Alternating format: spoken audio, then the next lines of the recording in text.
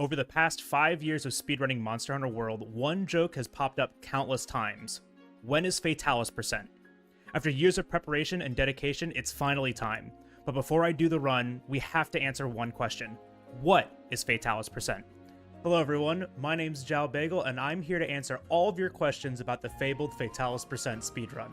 I asked you all to give me some questions about the speedrun first, and you guys delivered. But before I answer those, I'm going to answer some basic questions about the speedrun first. So, what is a Fatalis percent speedrun? Fatalis percent is a full game speedrun from a brand new file all the way to Fatalis, the final challenge to Monster Hunter World. That means I have to hunt through all of low rank, all of high rank, all of master rank, beat Xeno'jiiva and Shara Ishvalda, and progress through the post-game updates unlocking Rajang, Safi-Jiiva, and Alatreon before I can even attempt to fight Fatalis. I think it'll take about 12 to 15 hours in total, all in one sitting, and it'll be the longest speedrun I've ever done. What weapon will I be using for the speedrun? During the speedrun, I'm actually going to use a combination of weapons. During low rank and high rank, I'll be switching between Switch Axe and Sword and Shield. These weapons are the fastest and most consistent for this section. A lot of speedrunners have put a lot of work into finding strategies for these weapons. However, once in Master Rank, I'll be using Sword and Shield exclusively. The versatility of the weapon just makes it much easier to freestyle with. Post-game will be similar.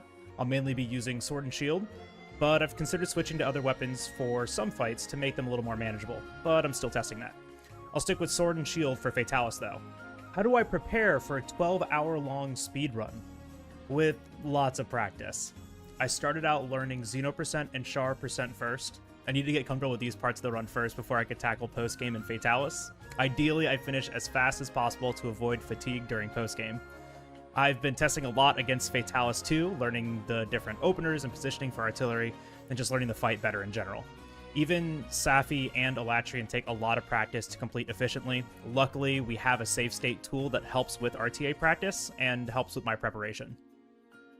Fatalis is the final boss of Monster Hunter World, so a question I'm asked often is, will this be a difficult speedrun? And to that I say, very difficult.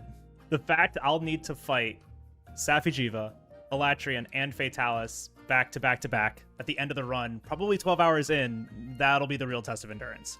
The key is making all the other parts of the speedrun consistent and manageable, at least as much as they can be. A lot of the time, people will say, that sounds like an awful speedrun, and why would you do something this long? So I think the real question on everyone's mind is, what possessed me to do this speedrun? Back during my partner push, I made a promise. I don't remember if it was a joke or if I was serious, but back then, someone was like, what will you do if you make partner? I was like, I don't know, Fatalis percent. And then, like, a month later, I made partner. And that was actually my first attempt at Fatalis percent. It didn't really go that well. And then again, I promised during a charity event with Nigiri 21 Sushi, Rue 911, and Super Rad Lemon. We were doing a 4-player speed run. And I promised it then, too, as a donation incentive. And so we're finally honoring that promise. Now on to viewer questions. Thank you all again for leaving comments and questions on Twitter and YouTube. I'm going to do my best and answer as many of these as I can. This first question comes from Lama-sama. How much does the RNG drops from monsters affect the run? Do you have to alter the route if you can't afford to make a certain weapon or piece of armor? So monster RNG mostly affects the armor that I'm going to be using.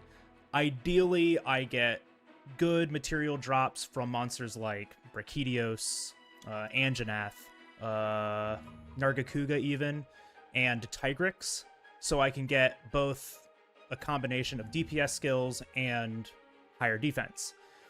So that can really hinder my survivability and even my damage much later in the run, especially when we start facing Alatreon and Fatalis. I will be doing a bunch of mining during the run to kind of avoid that.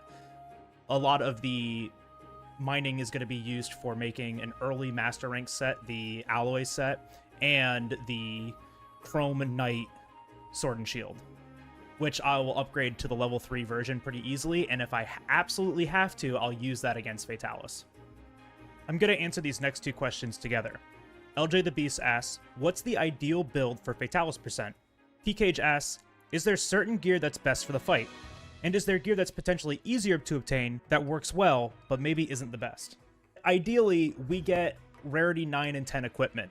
More defense is actually better than more damage, in my opinion, because we'll survive even just the small biting attacks from Fatalis, things that just knock us over onto the side.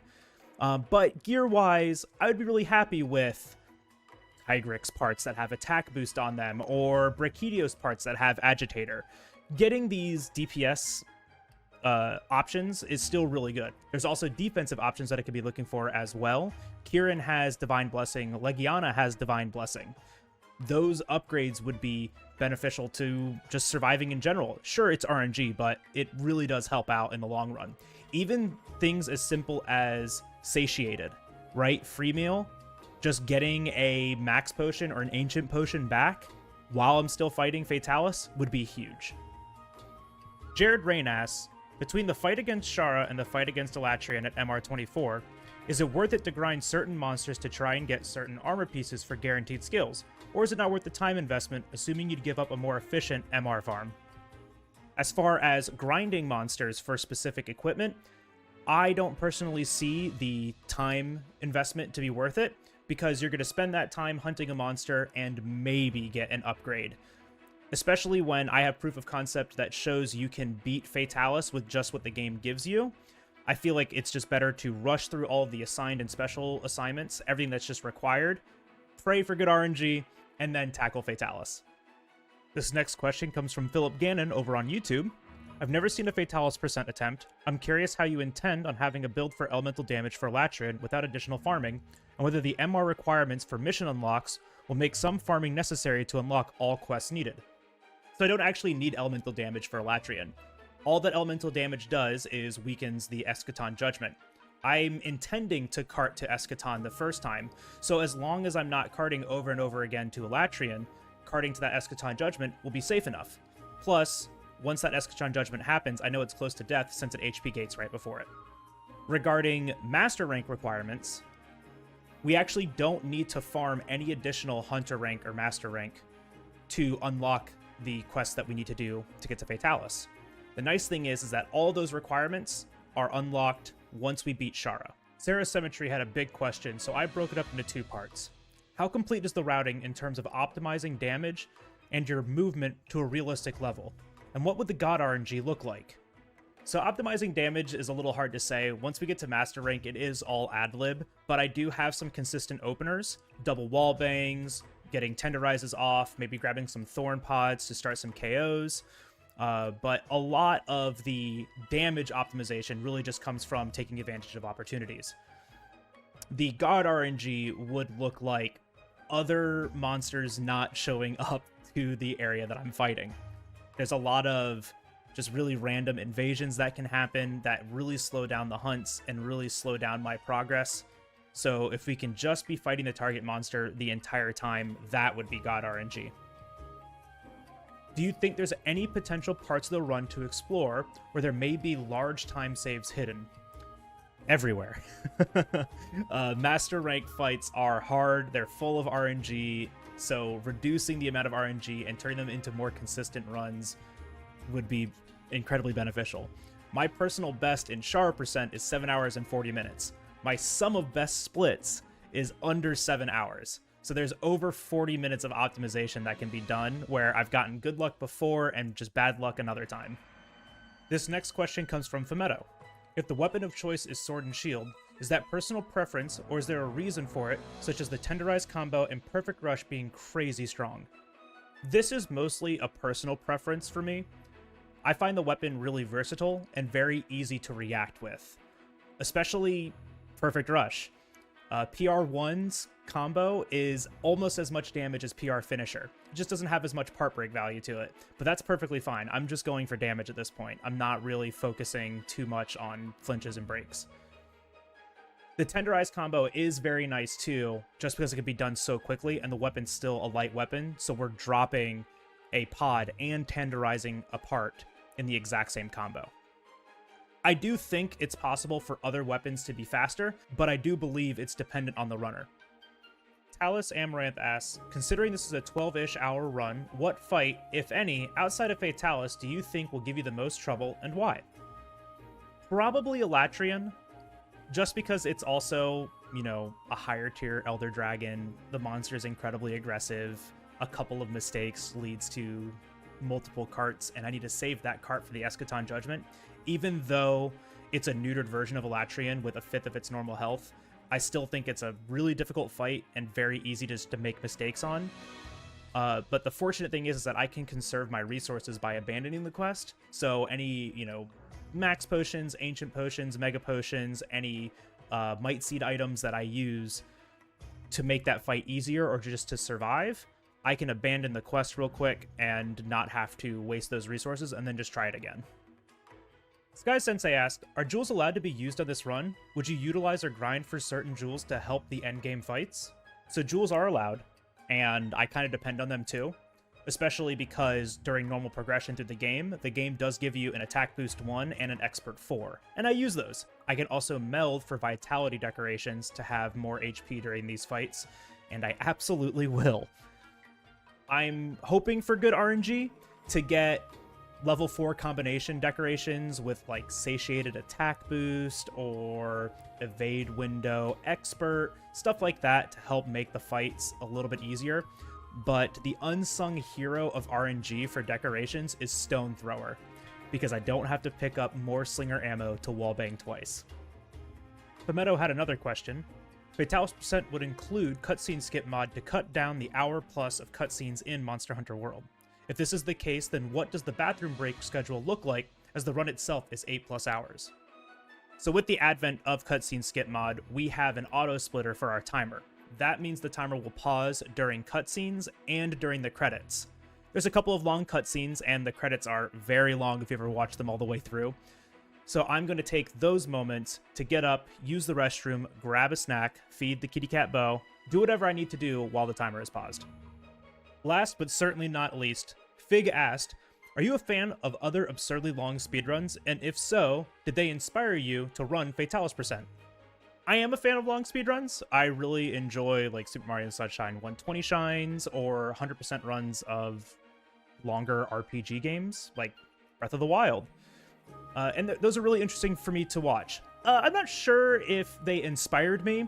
I think what inspired me to do Fatalis % was just setting an incredibly unreasonable expectation of myself and then trying to achieve it. So it'll be definitely an undertaking, and I'm excited to try it. Now to answer the question you all have been asking me for years. When is Fatalis %? Now, let's get down to the heart of the matter. Small intermittent quakes, forest fires breaking out so frequently that there is enough smoke to blot out the sun. Endemic life and monsters alike are disappearing, and even the elder dragons are becoming more scarce. This is inevitable. Everything is happening again. The story of Shrade's demise. An incredible monster burned the country down to the ground in a single night. And it heralds the return of the one that obliterated Shrade.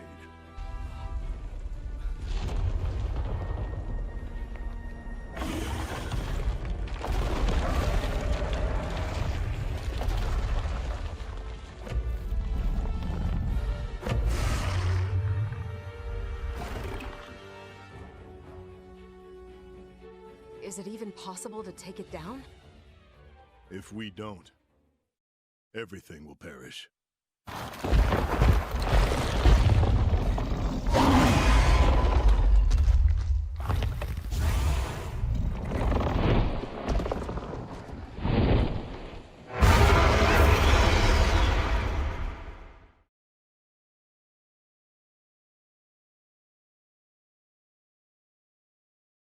Hey everyone, Jal here, and thank you so very much for watching this video.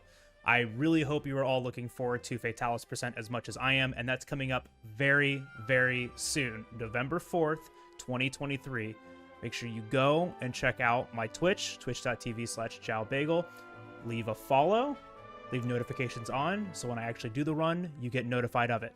I'll also drop a notification here on YouTube as well, and make sure you like, comment, and subscribe to the channel. Thank you guys again for taking the time to watch this. If you have any other questions too, feel free to ask them in the comments below. I'll be sure to respond to as many as I can. Until then, Fatalis% soon. I'll see you guys there.